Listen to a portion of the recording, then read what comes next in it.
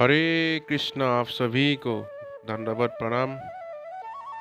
आज एक भगवत गीता का एक टॉपिक लेके आप लोगों के सामने लाया हूँ। जो कंटेंट का नाम है वास्तव में सफल व्यक्ति कौन है। भगवत गीता के अनुसार वास्तव में सफल व्यक्ति कौन है।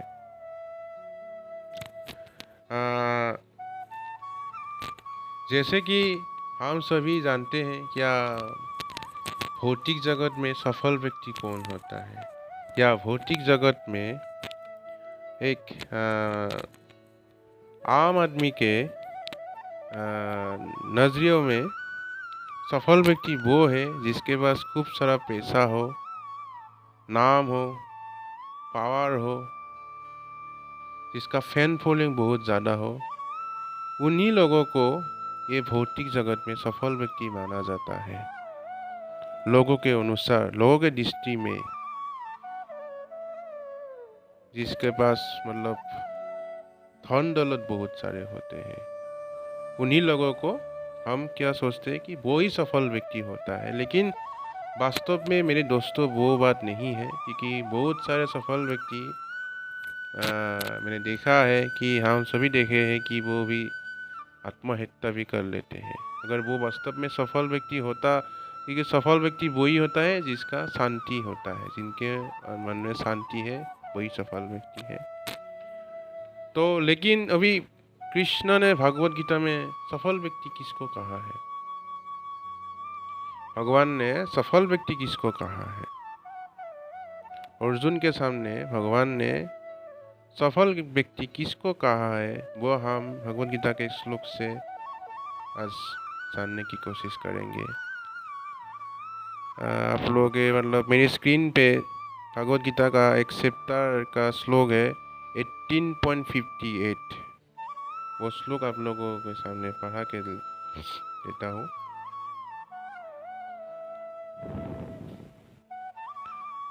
मत्सीता हर्वदुर्गानि मत्प्रसादत् तरिष्यसि अथौ तमो अहंकारत नासृष्यसि विनक्ष्यसि।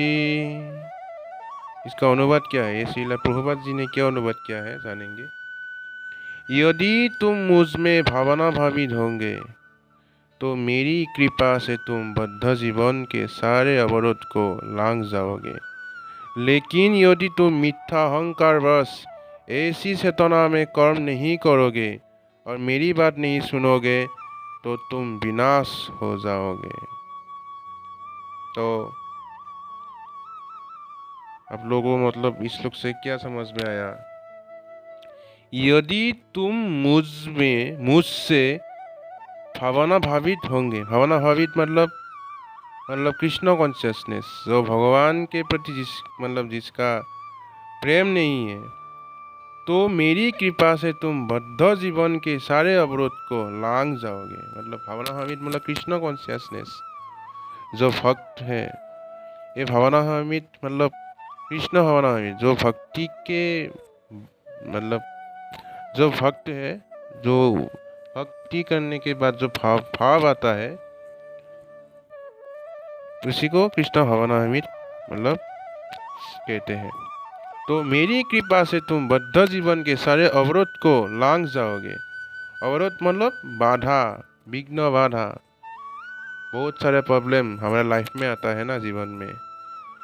तो भगवान कह रहे हैं कि जो मेरी मतलब मुझसे भावना भावित हो गए, मतलब तुम मेरी बारे में जब सोचोगे हर टाइम, तो मेरी कृपा से तुम सारे अवरोध को लांघ जाओगे, मतलब तुम मुक्त हो जाओगे।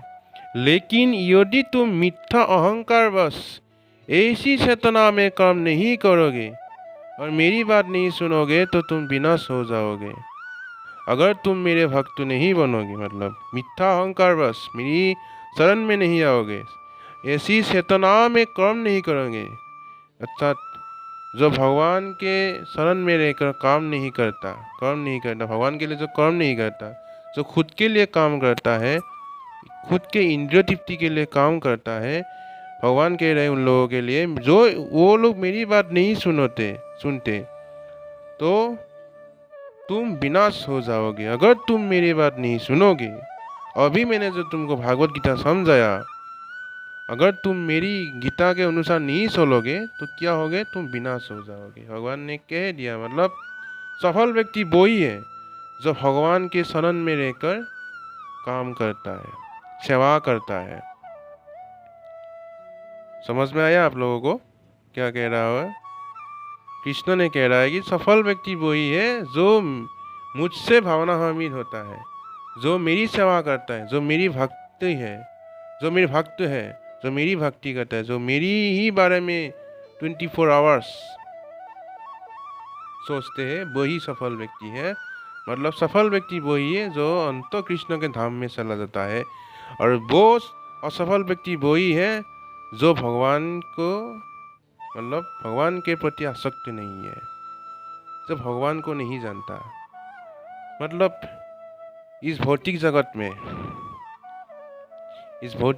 में बहुत सारे मतलब व्यक्ति हैं जो सामाजिक दृष्टिकोण से वो लोग सफल हैं, लेकिन गीता के अनुसार वो लोग असफल व्यक्ति हैं, क्योंकि वो लोग भगवान के शरण में नहीं जाता। रुपया कमाना, नाम कमाना, फैन फॉलोइंग कमाना, ये सब तो अपने अपने कर्म के अनुसार पिछले जीवन के मतलब के जीवन के कुछ अच्छे कर्म की वजह से जो फल उनको मिलना था, उस फल के अनुसार उनको ये मतलब कुछ पुण्य के फल मिल रहा है। तो लोग ये सोचते हैं कि वो सफल व्यक्ति है, लेकिन वास्तव में वो बात नहीं है। वास्तव में वो लोग असफल व्यक्ति है, क्योंकि अंतों उनका ही विनाश होने वाला है। कृष्ण कह रहा है कि जो मेरी बात नहीं सुनता वो विनाश हो जाएगा। तो यहाँ पे देखेंगे श्रील प्रभुपाद जी ने तात्पर्य में क्या क्या क्या लिखा है। उनका तात्पर्य बहुत जबरदस्त होता है प्रभुपाद जी का। तो सुनते हैं।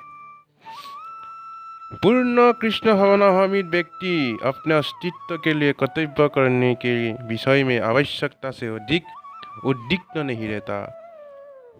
पूर्ण कृष्ण भावनान्वित व्यक्ति और अस्तित्व के लिए कर्तव्य करने के विषय में आवश्यकता से अधिक उद्विग्न नहीं होता। मतलब जो लोग कृष्ण भावनान्वित है, जो लोग भक्त है, जो सेवा करते हैं भगवान का, वो लोग जिंदगी जीने के लिए जो उनको चाहिए वो सब चीज मतलब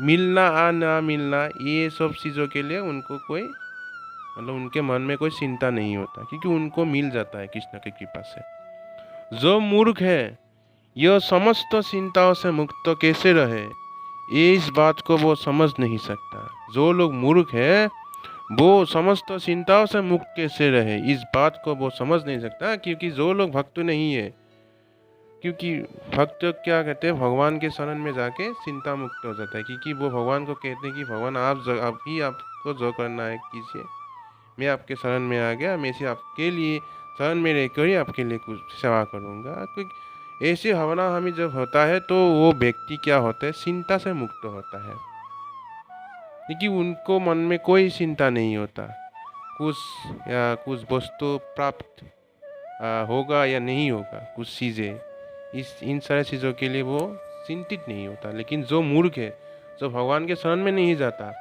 उनके मन में डर होता है, इनसिक्योरिटी फील होता है कि आगे क्या होगा, आगे क्या नहीं होगा। मतलब उनका लाइफ जो अभी चल रहा है कि आगे जाके क्या होगा, अभी रुपया कमा रहा है कि आगे जाके क्या रुपया फिर से वो कमा सकेगा या नहीं सकेगा, ये सब चीज़ों से उनका मन में चिंतित होता है। फ्यूचर के लिए बहुत चिंतित होता है ऐसे लोग जो भगवान के शरण में नहीं जाता। जो व्यक्ति कृष्ण भावनान्वित में काम करता है, भगवान कृष्ण उनके घनिष्ठ मित्र बन जाते हैं। देखिए क्या कह रहे हैं, भक्त भगवान का ही क्या होता है, मित्र बन जाता है। वो सदैव अपने मित्र की सुविधा का ध्यान रखते हैं, और जो मित्र 24 घंटे उन्हें प्रसन्न करने के लिए निष्ठापूर्वक कार्यों में लगा रहता है, वो उसको आत्मदान कर देते हैं। मतलब जो व्यक्ति भगवान के शरण में जाके भगवान की सेवा के लिए 24 आवर्स लगे हुए हैं, उनके लिए भगवान श्री कृष्ण मतलब भगवान खुद मतलब क्या कहते हैं, मतलब आत्मदान कर देते कि भगवान भी उनके वो भक्तों के मतलब खुद को बेच देता है भगवान, अपने आप को भी भगवान भक्तों के लिए, भक्तों के मतलब जीवन में जाके, मतलब भगवान भी भक्तों का ही भक्त बन जाता है। मतलब ऐसा मतलब मतलब प्यार करने के बाद भगवान संतुष्ट होता है।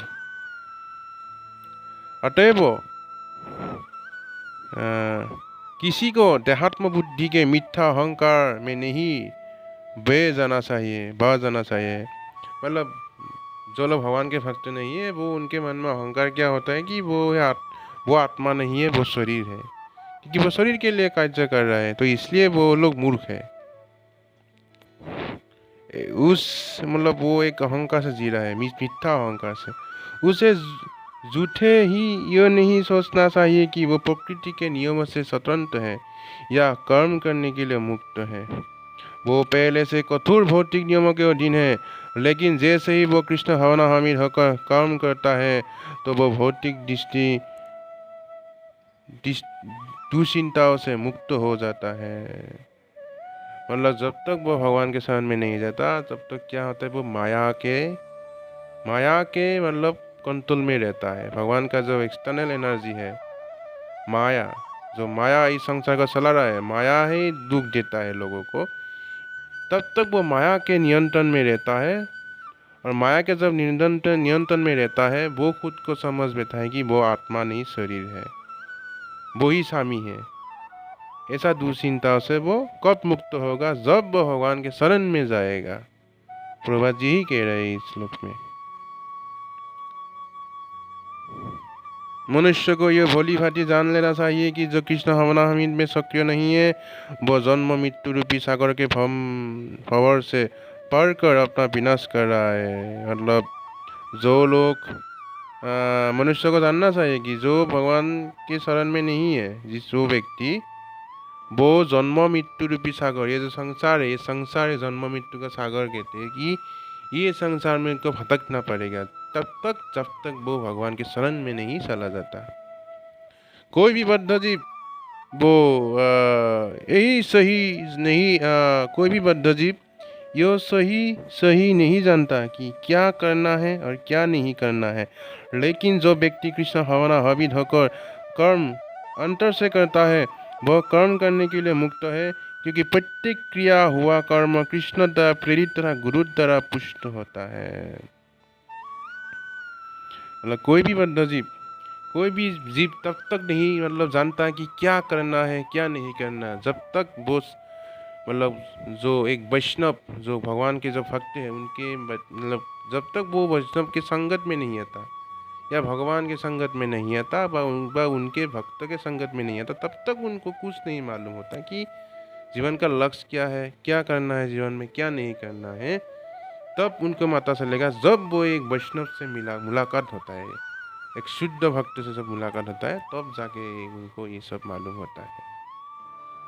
तो दोस्तों, इस वीडियो से पता लग गया होगा कि सफल व्यक्ति कौन होता है एक्चुअली।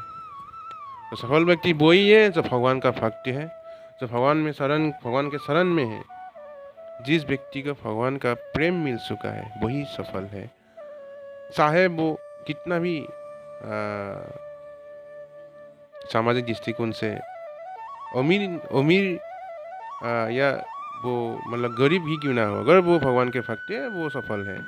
और चाहे वो कितना भी अमीर हो, कितना भी करोड़पति हो, लाखपति हो, कुछ भी हो, अरबपति हो, अगर वो भगवान के शरण में नहीं है, वो असफल व्यक्ति है। कि अंत में वो इस संसार के जन्म मृत्यु के चक्र में उनको पड़ना पड़ेगा। और जो व्यक्ति भगवान के शरण में है, वो इस जीवन के बाद उनको जो भगवान का जो धाम है वैकुंठ, वो वैकुंठ जगत में उनका स्थान मिलेगा। तो दोस्तों, आज के लिए इतना ही। आशा करता हूँ कि ये वीडियो आपको अच्छा लगा हो, तो एक लाइक कमेंट या जो भी हो, आपको अच्छा लगा तो लाइक कीजिए। अगर आपको कोई ये वीडियो बहुत अच्छा लगा तो आप शेयर भी कर सकते हैं।